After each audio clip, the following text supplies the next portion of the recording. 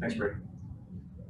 With so obviously the OPRs matter. You can't have a great PRF without the history behind it. So when you're working with your rater on your OPRs, obviously think about yourself. You know, what is the flavor of what flavor is the Air Force looking for? You know, is it all just flying and ops, or is it leadership, or is it total force? You know, what makes you unique, and what experience have you had? So if you had early on, it's probably gonna be all ops focused, maybe some volunteer, say volunteering here. Who knows what, but as your leadership positions change, start broadening what you emphasize on your OPRs to get some of those other aspects later on. Outside of PRS, I guess with the DPs and Ps, obviously your senior rater, this is deep in the weeds and going, but he's only given so many DPs that he can allocate to those that are to the candidates, promotion eligible candidates. And then if there's extras, he can send you to the MLR, and then hope to get a DP for you there with the leftover slots. But that's usually pretty tough go. So your best chance is getting a DP at your wing or your base.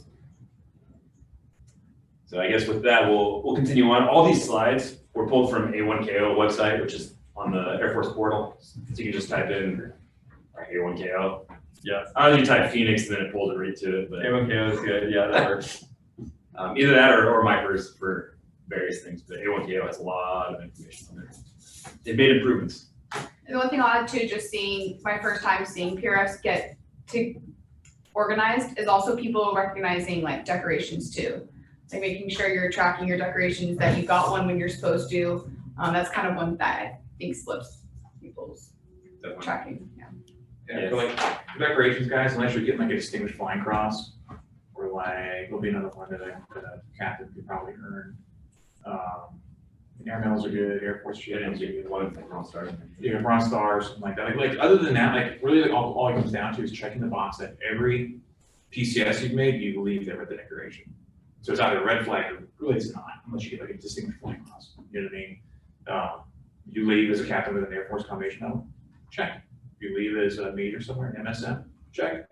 You leave somewhere, right, and nothing, which is like usually you didn't do anything wrong. It just got lost in the system or didn't get accounted for, right? And that's when you're like, I have it in my hand, it's signed by like my squadron commander. Yeah, that's a BCMR. And you say, please put this in the system because my board is in like 9 months. I wanted to see. I had no shit. Got Air Force combination, I don't want to lost. Left fancy Air Force base. It's a fake. You know what I mean? So that's what Will was talking about. Another reason. Describe your records. And lastly, go back to the surf. You'll find there's a lot of, it can be, especially if you're young, there's a lot of sections that aren't filled out. There's blank, like joint experience, blank. Deployments for C5, blank perhaps. If you ever have any interest in international, whatever maybe, foreign area officer, this or that, there's a D-Lab. Go take the D-Lab. That's for you to go to the education office and take the language aptitude battery test. See how you do it.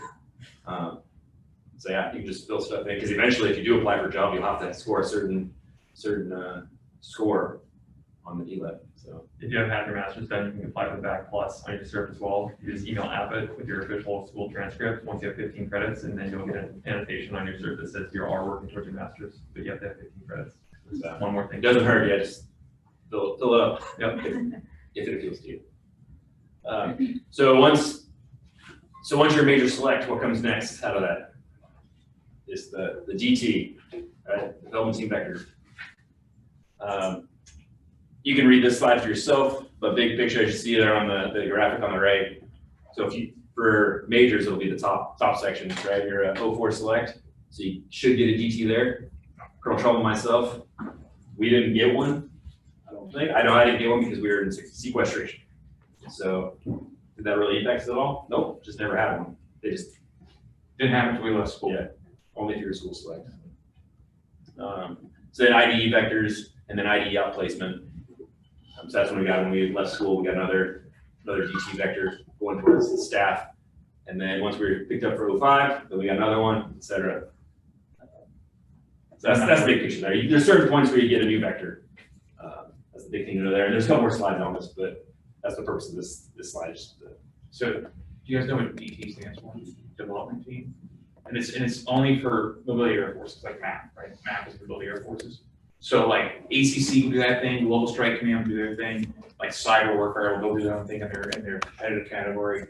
This is them just rack and stacking and providing feedback. The tough part is the rack and stack is kind of, There's a slide examples of what the difference is. all right, some of them nebulous, we'll get there. Yeah. Together. Yep, one more slide. When the math DT, so you can be above, it's rating you to just peers, right? Above peers, below peers, on par peers, et cetera. And this is what they have out there. Brady might have more, but this is what they claim they value. And it's pretty self-explanatory. Yeah, I'm Like just this is glad- everything on there. Oh yeah, it's everything. It's literally everything, right? So it's like, what do we value? Everything. Yeah, Okay, any special thanks, program. right? Yeah. So and we bring in a whole bunch of diverse statistics to come look at these records. That way, we kind of we don't guarantee that there's not going to be biases that affect the whole panel, but we try and neutralize that by making sure we're bringing people from everywhere, right? The CR, the tanker world, the airlift world, bringing someone from USAFA as an academic, right? So we try and blend that experience. And then you have the EC commander and the AT Air Force commander, they both sit on it as co-chairs. But yeah, yes, that is what they value, but I mean, again, that is a laundry list, and that basically says we value everything. And so it's kind of an encouragement to say, hey, look for diverse things that may get overlooked at times, or maybe they may have used to be overlooked. Trying to think of any examples off the top of my head, but masters and doctors, for instance, the math is more interested in figuring out who are people with unique master's education degrees or doctorates. They're interested in bringing them back in the fold and getting some sort of use out of them besides USAFA. So that's just one thing, for instance, they brought up, but it could be anything. Yeah, one way to look at it too is there are so many options and programs or assignments out there that you don't know about, so you know about. Yeah. But find your niche, what interests you, and they'll probably set you apart. So as long as you perform in that position, then it's good. The math will appreciate it and value it. Alright, you go to the next one. So here's how the DTs come down. It's what I alluded to before, just well above peers, on par peers, below peers. And they'll kind of recommend what positions and or staff level they think you fit in based on the review and development team.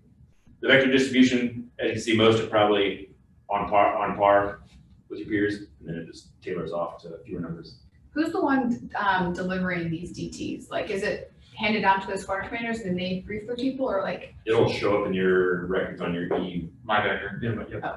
So my vector will send you an email like, you have Maj DT board. Here is your results. Click here. You log in and you're like, oh, I'm above peers. That's cool. You know what I mean? And it'll tell you what that kind of means, right? And then what kind of staff job you should be aiming at now because of where you've been racked and stacked. But they don't tell you exactly where you fit, because that bell curve, which is true, it is a bell curve, but where they draw the lines are well above is a percentage, and it shifts almost every year a little bit. You know what I mean? Depending on a lot of things, retention, bathtubs, projections, et cetera, sessions. So the bottom line is it's just a feedback mechanism. That's purely all it is, a feedback mechanism. You can update along the way.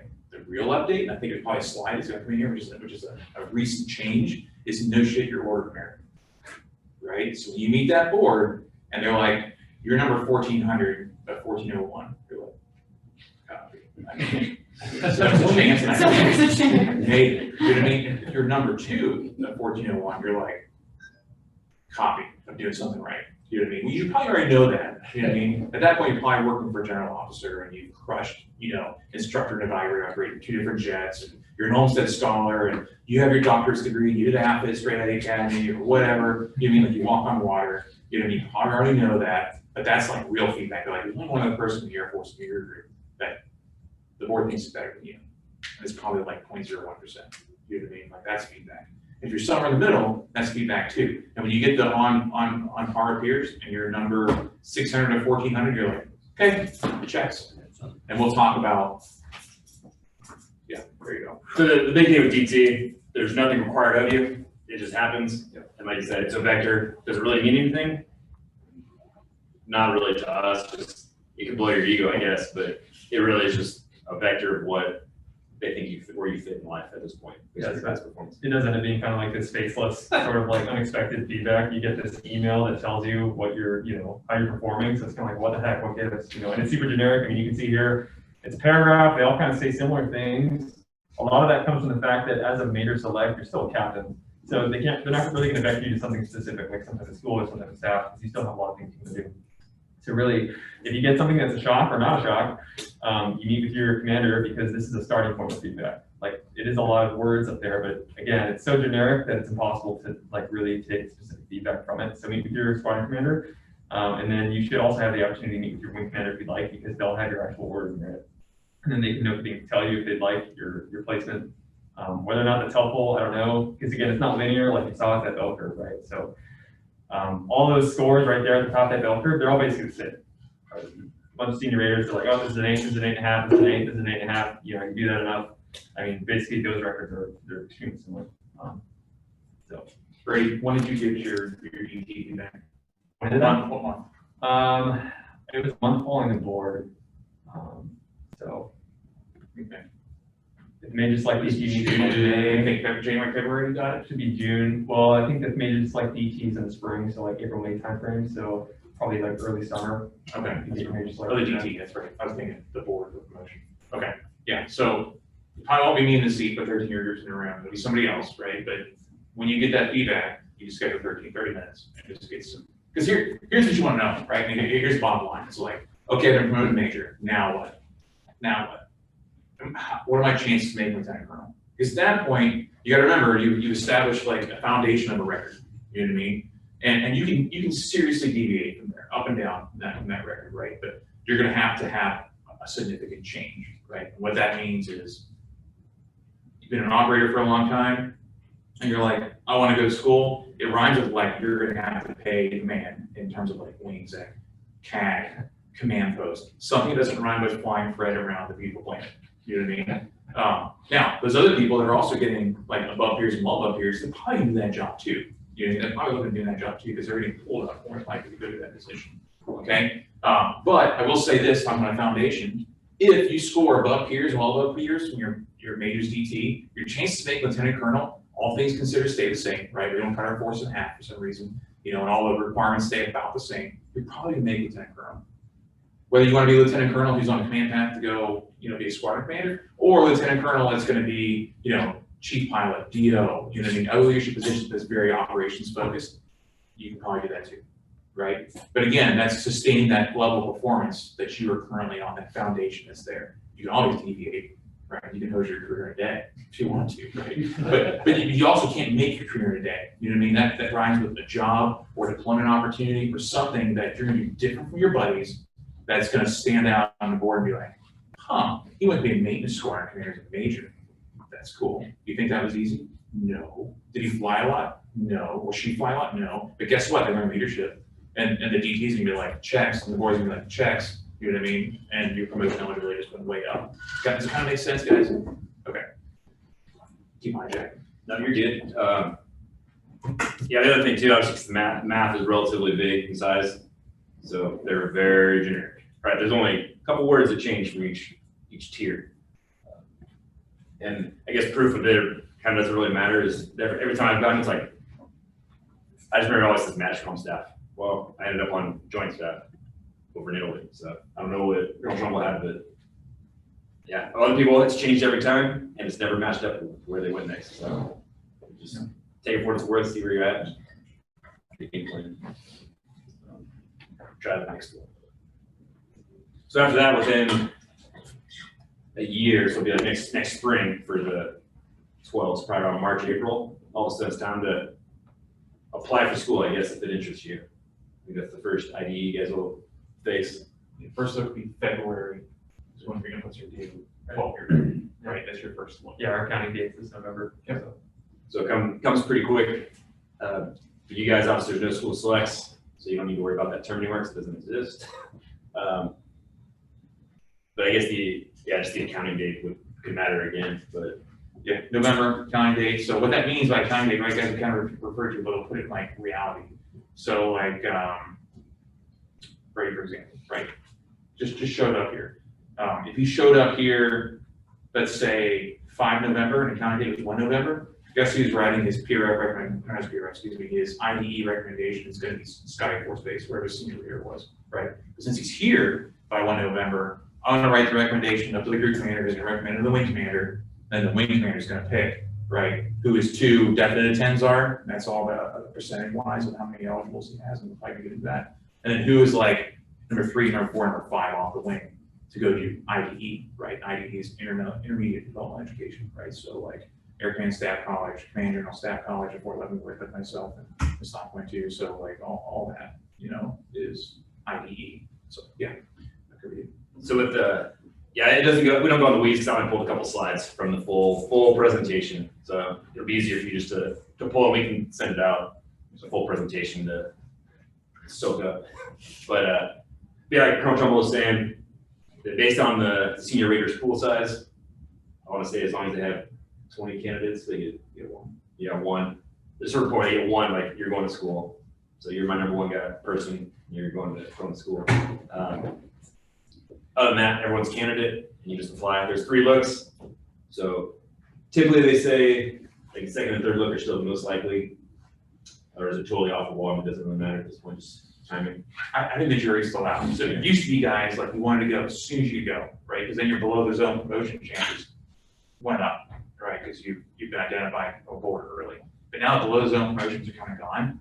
In my opinion, if you're doing like a normal like PCS every 3 to 4 years, you probably don't want to go first look, because that means you probably spent 2 years somewhere and you're moving your family like rapidly. And then it's 1 year somewhere and you're doing them again. So in my opinion, going second and third look, which used to be a few years ago, like, oh, you're a second or third look guy. Like now it's like, oh yeah, because I want to stay somewhere for a little bit of Travis, and then go with my family second and third look. You can't make lieutenant colonel any faster now than you used to. Like everyone's on time at the same time. The your PCSs do rapidly accelerate as you check some people. So once you're major select, looking at school, it can rapidly accelerate. Yeah. So with ID as well, once you're major select, guess what you're eligible for? Distance. Your staff or ACSC, Command Staff College. So distance learning, you're eligible. Just like you weren't for SOS, right? It's clear cut.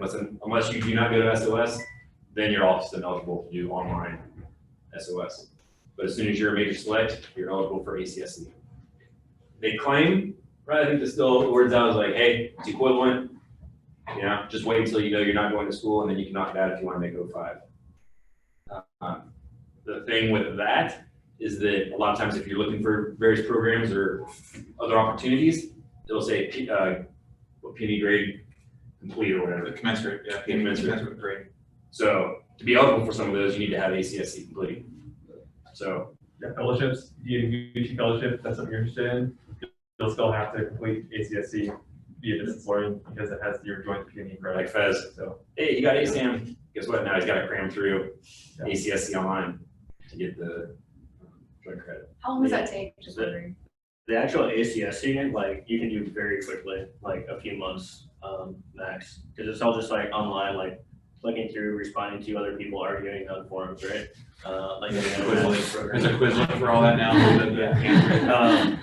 Or you can do, like, if you don't have a master's yet, which the master's requirement went away, right? And so if that's something you're interested in, you can still tap that on. That's gonna make it like a 1.5, 2 year program. You'll still get your ACSC done, but then you'll get a master's with it too. But that's kind of more along the lines if you're not gonna get a potential school slot.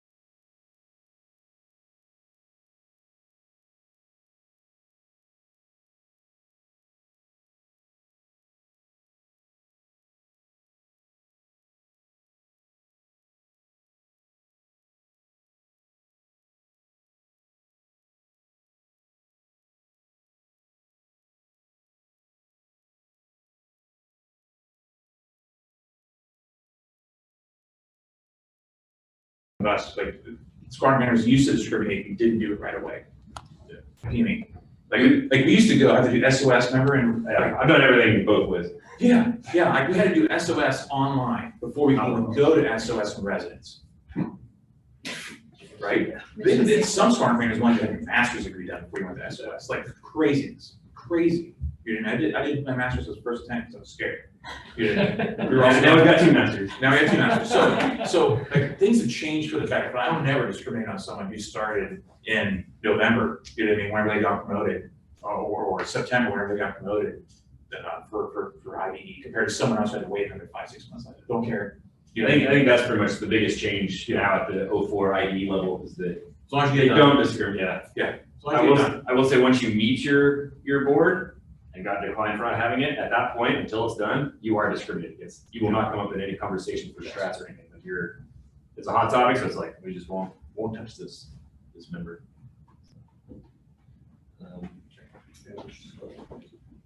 That's probably the most. So yeah, this is the actual dates coming up for ID. So the year group 11 should have just gotten their school results. They did. So for ID. Yep. So as for ID, there's the 3 looks, and then for SDE down the road, there's 4. They're shuffling things around, that's why there's 2 third looks. But that's all the point is to that. So 12 will be the next group to enter the gauntlet. So this slide, it's a weird place for it, but this is literally just showing of the most recent board, so we'll say 2012, of the math side, who made up the selects, the major selects. So of the board, 37% were C17 files, et cetera. So really for C5, it just shows how small, or it's board specific, right? So maybe it's just a small 2012 year group, but only 5% of the board was C5 pods. You start to really see the discriminator amongst airframes is like IDE or like Phoenix Eagle, that's for command. You know what I mean? Like how many like C17 folks over C5s got picked for IDE, percentage-wise, not numbers, but percentage-wise, right? Because in theory, 15% of all managers should go to IDE. It's not 15% in theory, you know what I mean? But that's not always true, guys. It's not, you know. C17s do pretty well. They just really do, okay? They also have weapon school. We have weapon school. FTU.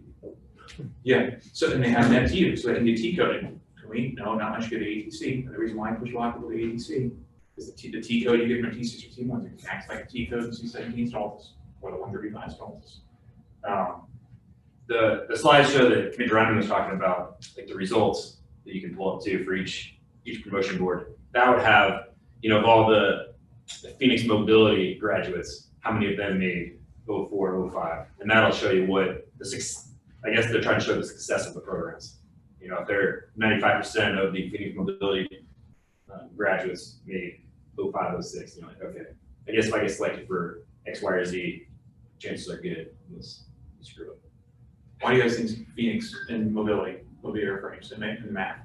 Why does the Phoenix program, you know, provide such success for people's careers? They're boarded. Hmm? They're boarded. They're boarded, right? Who are their peers? Other instructors. Everybody and other airframe in the math, right? So it cuts across every single airframe, right? So if you're now saying you've been boarded and you're now Phoenix, right? Like Brady, right? Or like maybe Lawrence, or maybe just like Lawrence is from next one. You're saying like, hey, I was picked amongst all my peers, you know what I mean, to be a Phoenix guy or gal. Does the ACC, the fighter guys, care about what Phoenix is? No, big two craps, you know what I mean? Doesn't matter, you know what I mean, to a certain extent. Who's your daddy? It's Mobility Air Forces, right, EMC. So anyhow, Phoenix is a good thing, you haven't figured that out already. And you don't have to leave Fred, you know, that leaves you fine in Phoenix, right? You need ammo, you need torch, right? You can come right back. Okay, there's my patient.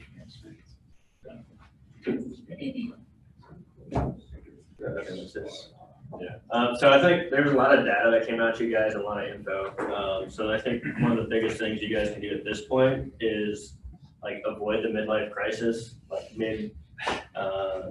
officership crisis of the middle of your tour there, and start like setting those goals out, like go home, talk to your family, talk to your, have a little introspective look, and where do you want to go in your like actual life? What's your end goal? And then, figure out those milestones, those doors that you need to keep open or let close, potentially, to be able to get where you want to go.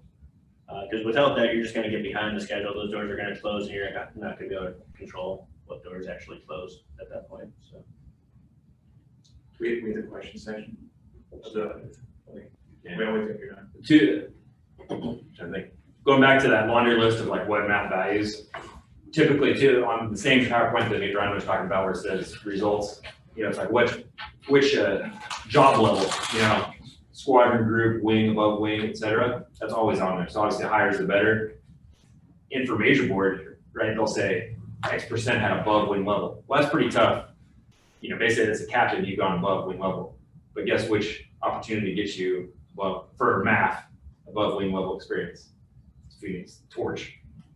So that's also a clear, because other than that, you're pretty much waiting until 05, maybe young or a senior 04 once you get to staff to actually get out of the wing. The other, and then switching topics back to IDE, when you apply, I don't know if it's still on my vector since I haven't done it lately, but it used to be, you'd see ASG, so Advanced Study Group. And that's like SAS, I can go backwards, but SAS, SAM, SAWS. And really, it doesn't matter until you're in residence complete work level.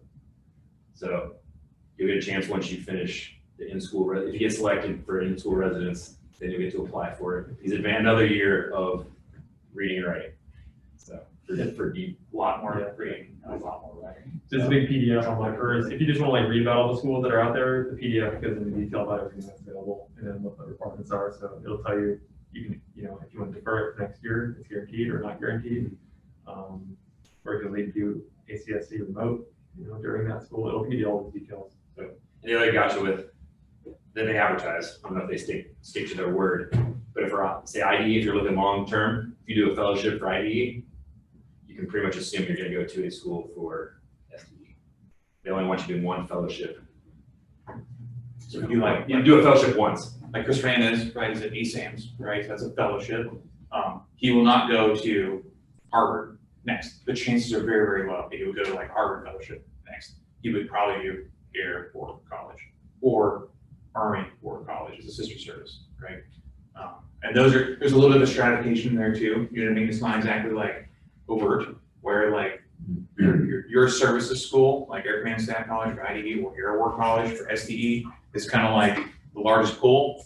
You know what I mean? And then above that, like sister service, then fellowships kind of like above that are typically where the people that rack and stack really, really high. Amongst the high rack and stack for IDE and SDE selects will want to go first. Because fellowships, I just got the slide deck from Fez, like, and I've talked to Fez a lot, like, it's a good deal. Like, where we were like writing papers and going to class and different things like that, which is all good, you know what I mean? They were like doing trips to the AMOUs, in Hawaii or wherever, we're going to like, UConn staff in Stuttgart during Oktoberfest. They're being like, oh, we're gonna do some briefs, I'll write a little paper what I think, you know what I mean? But the rest of the time, like, they're just like ripping and graining with a lot of people, learning things through like discussions over beer, Those fellowships are kind of a big deal. Additionally, for us being in school, the biggest perks to that was that networking. Our classes are a lot bigger. They're really big. It's not a fellowship of one. If you're going to Harvard, there's not one or two slots, it's hundreds. And then it knocks it out, and then SDE has different fellowships if you ever get to SDE. So like, questions wise, like, you guys should absolutely ask questions about, if you ask like Pags, he's comfortable, like why he chose, to do reserves and how that looks. You know what I mean? Because if he chose to stay in, he would absolutely be lieutenant colonel, and he'd probably be a DO. You know what I mean? Because of checking all the boxes along the way, being absolutely credible pilot, experienced C5 pilot on the West Coast, right? So these things also matter, right? And that is totally okay if you choose that path. That's okay. You know what I mean? Because that provides stability for your family, right? And also opportunities if you want to go fly airlines or do something else. If you want to ask him questions, if he's comfortable, if you're comfortable. Oh, yeah. Like, that's why he's here too, right? Yeah. There's no wrong answer. The only really wrong answer is, like he was like Pags was talking about, is you find yourself in a midlife crisis, right? And you're like, was hoping to make Lieutenant Colonel, I rolled the dice and didn't do my IDE online, it didn't pan out shit, like now what? You know, like now what, and that's just it's a crappy position to be in, you know what I mean? So with that, any questions? Concerns? Yeah, I just want to open up to questions online too. I know y'all are sitting there. You just throw in the chat as well. Also want to ask some of the other majors in the room, Major Ryman, Major Garcia. I know I've had talks with you guys as well, so I would ask if you guys can forward any other knowledge you guys have just about your careers, your life, whatever you think too. That'd be cool. I guess my 2 cents just to finish it up. You said it best, control what you can control. As soon as you get that line number to major, sign up for it. Even if you don't even start it, sign up for it and just plug away at it. You don't have to, just go balls to the wall and do, 3 hours a week if you don't have the opportunity to. Just, a little bit at a time always helps. It'll open up, the doors for you throughout your progression through 04. Because you never know, like at, year 8 of your career, you're like, nope, I'm getting out. Life changes. And Pandemics happen. yeah, a lot of things happen. So, like I said, just control what you control and, get stuff done, get your master's done, So yes, it's not, looked at, but no, use the Air Force for, Use that TA. Pretty much. Okay. But, Yeah, you're not gonna get an email like sign up for ACSC either. Like you need to go to Air University, like make a login if you don't have a login, and like do all that and generate it yourself. So It's through AFC online now too, so it's a pretty shameless process. Colonel Trumble got a different view, but when you do apply for the schools, right, put in your list of your 5 desired choices, or say you went to staff or just starting to leave math world and go to staff, and you're making the list on your ADP, go what you want. Don't be like, I'm gonna put ACSC because I think that's what they want. If they want you to go to school, you're gonna go to school no matter what you put on there, would be my assumption. So if you really don't want to go to Maxwell or Leavenworth, don't put it on there. Guess It's what? not like contract. Staff, I want to go to Italy. I put it number 1. They kept saying, no, you probably go to Scotland. I got Italy, so. Yeah, Yes, it was a surprise. Yeah, definitely like top, you're gonna have 5 choices, like you said, like top 3, shoots the moon, bottom 2, maybe something that runs with ACSC. What happens is your record goes down, meets the central boards, they're gonna score you against everyone else in the Air Force rated career field, right? So other pilots, let's say. And then that central board score is gonna come back to the math, and then they vector you, and then they send their vectors down to San Antonio again, and then they do the kind of final matching the school process. So there's a lot of play there. Furthermore, if you don't get school right away and you're one of the alternates and they call you to activate you, they're no kidding, this personnel stuff at A1 office, going line by line, looking at your name, they're like, all right, what schools did they put down?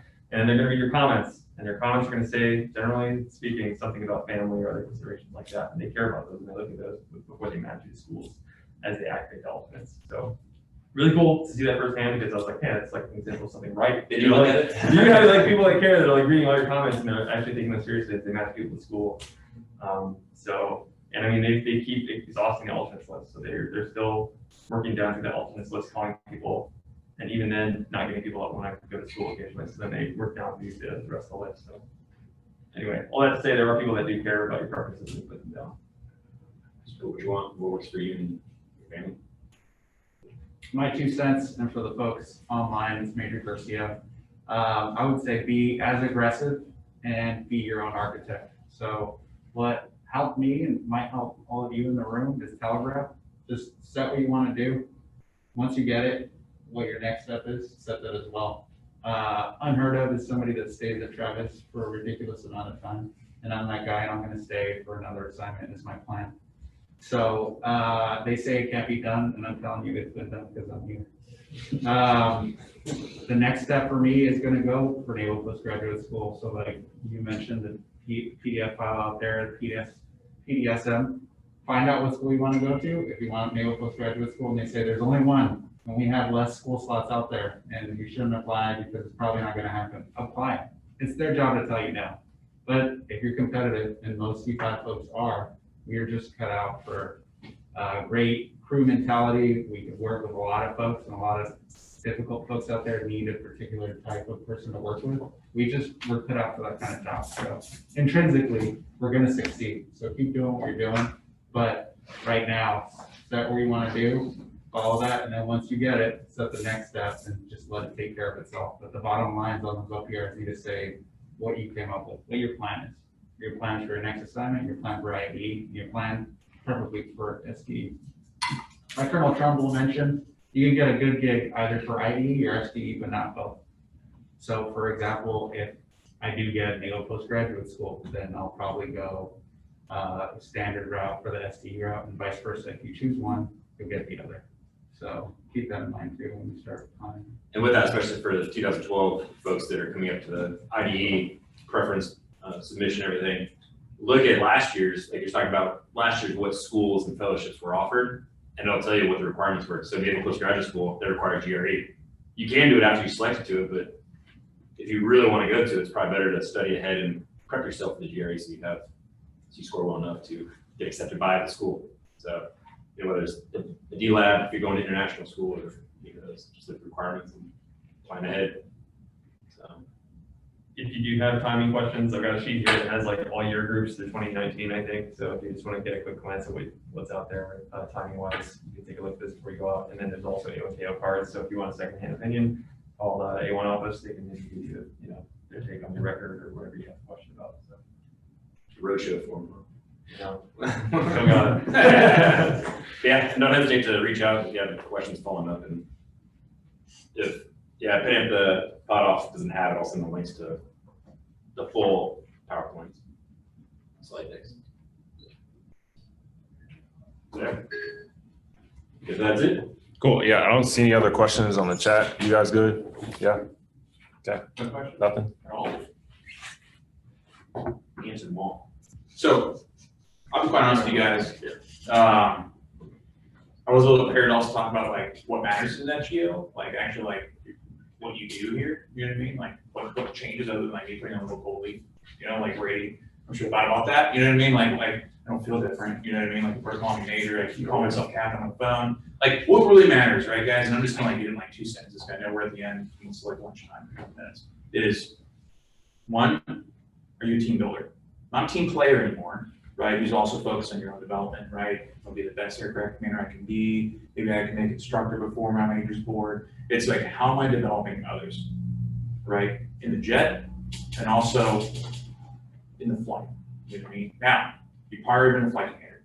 So that's like your little demo, like, how do I do that? You know, that kind of effed up and doing this kind of work too. When I was working with an airman issue, when I did something wrong, when I gave this piece of paperwork, I forgot to talk to the shirt or whatever, I made some little mistake, but it wasn't a huge impact. That's where you learn, right? But now it's like, this is for real, for real. Like I'm a major now, like I'm a team builder. I'm gonna be a chief of something. I'm gonna be, you know, maybe a chief of stand-about. I'm gonna be doing something where like, shit matters now. Like if I F up, like there's gonna be repercussions, you know, like the DO, you know, something like that. These are positions now as an FGO, like you cannot mess up, you know. Wing exec, group exec, CAG, like if you mess things up, it's gonna be an issue. So what's most important is building that team around you, right? Because you can't do it by yourself anymore. Because in FGO, we're gonna give you responsibility that's much beyond the capacity of one person. To manage the operations of for the AMC's largest flying squad. You can't do it anymore, right? So what matters? How do you build a team around you? How do you delegate appropriately and set expectations? Things like that, right? But really what I care about, what boards cares about, being an FGO. Being an instructor and evaluator in the jet is like a given. It's like a given. Like you should have done that and you should be a master of that by this point. That's why we tell you when you're ground lieutenant to be the best damn co-pilot you can be. So your GK is locked the frick down. So you go to your rating meeting, you go meeting, you crush it, you know what I mean? And then you get the eye of the commander and eye of the train shot because this is the person who wants to be the first assignment instructor pilot. You know what I mean? Like see how this all kind of builds? So now when you get to be an FGO and you're over at the CRG or something like that, and you're building teams now and that breadth is expanded well outside your comfort zone, flying the C5, and you're successful at that, now it's on record. You know what I mean? Now you build your toolkit. Now when you come back, hopefully, to the C5, and I'm obviously talking about Miguel, you have this toolkit that's much, much larger, right? And you have a frame of reference that, or shit worked over in the CRG, you can probably get it to work here. Because people in the CRG are the same people that are here, right? We just have a little bit of a different tribe, that's all. Right? Am I lying? No, You know what I mean? right. Like this is what matters now, okay? Like this changed a little bit, you know what I mean? My title changed a little bit, but really like how does my toolkit change, right? Like do you think Pagenkopf reads the -1 every other night? No. Probably not. I'm looking something on the ball too, something I have a no me. So he's like, you verify, they did this right, you know, or did this wrong. But really, what does he really probably focus on the most? Other than like when he's not flying in garrison, is like building his team around him. Has he have the appropriate silos that are there? They know what they're doing right? Does his contractor know what his left and right bounds are, right? Does his cadre of evaluator load masters and evaluator engineers know what their bounds are, right? We have their processes locked down. Are the intent behind those processes broadcasted, the why behind things, like all this nebulous crap that he's doing now, spending more time on is much, much more important. Okay, just like chief of wing safety and the largest flying wing in ANC. You know what I mean? Like that. It's all about the team building, right? And how many forms are you filling out for safety? Okay, never mind. That was a bad example. Yeah. As opposed to checking the forms and having someone else do like the process. Program management. Yes, so Team management. it's leadership, right? That's kind of what I'm getting at. You know what I mean? Like he's not really. I'm not the expert. He's not. Like, the I expert. took I guess staying with my position, I'd take, let's just say a five-day virtual course. So I know everything about safety now, both occupational, I know everything about OSHA and flight safety now, so I go to the people. Team building. Yep. We say leadership, it's like, really, it's like, I'm telling you guys, it's team building. It's team building, learning your team, showing you care, being present, like all that stuff matters. Whether you want to be a squad commander or not, it's also just kind of being a good person. You know what I mean? Like, Getting along with people. yeah, Is part of the yeah, straight up. I tell my execs this, I tell people it's like sometimes, as long as it's not someone's like, a person's not being affected, it's a process being affected, sometimes the relationship is more important than the outcome. You know what I mean? Like, if you're gonna burn bridges and upset people to get an OPR on time, as opposed to 3 days late, just let it go 3 days late. Like, I'll tell you guys this, but I tell them that, like, we'll have some room. I'll put my neck out there and be like, boss, we're late, I'm sorry, but this needed to happen. Like, that's more important sometimes, the relationship's more important than the outcome. As long as it's not affecting like somebody. Now, if that record is going to like their promotion board, it has to be like tonight, like, yeah, we're gonna burn some bridges and we're gonna two-finger like death punches some chests to get it done. Because it's gonna affect somebody's like future. Does that make sense, guys? Sometimes the relationship is more important than the outcome. Okay, and that goes as part of the team building aspects. Does it ever get taken into consideration the change in pecking order too, right? Like what's the biggest grade of officers in the Air Force? Captains, right? So once you're a major, you're starting to you're definitely old. You can't hide it anymore. Compared, but if you walk into a maintenance squad or this or that, like you're gonna stand out as a major or a captain. Maybe it might just be a captain, but when you're a major and start going up, you can't hide that you've been in for 10 years or whatever. So 12 years. Yeah. Things do change, and once you become an FGO, you feel it, and then once you become lieutenant colonel on a crew, it's different. So Saves no rank in the cockpit. it's not part of the family like it used to be. Yeah, this is true.